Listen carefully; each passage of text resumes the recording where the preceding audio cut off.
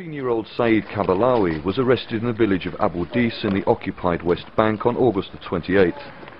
He says he had gone to the shops to buy milk for his baby sister.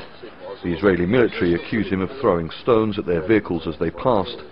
Saeed says he was just trying to run away. After he threw me in the jeep, all of the soldiers started beating me. They took me to the military camp. They forced me to stand against a wall. They blindfolded me and punched me in the face, beating my head. He says the soldiers hit him with their rifle butts. In the military camp, the beatings continued. They threatened to shoot me or unleash the dogs on me. One of them headbutted me with his helmet. They came in one by one.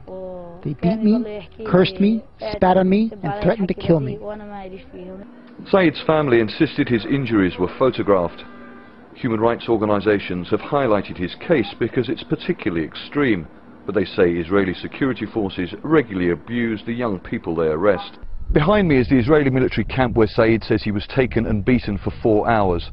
Now, the organization Defense for Children International says that every year around 700 minors between the ages of 12 and 17 are arrested in the West Bank and then tried in Israeli military courts.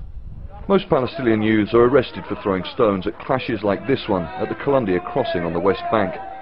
If a Palestinian youth with Israeli identity papers is arrested for rock throwing in Israel or occupied East Jerusalem, he gets access to Israeli civilian juvenile law. But it's a very different story for those with Palestinian identity papers arrested on the West Bank. A Palestinian in the West Bank, on the other hand, is subject to military law, been subjected to military law for the last 45 years. And under that system of law, the child or adult has far fewer procedural protections, such as seeing a lawyer, having a parent present during questioning, etc., etc.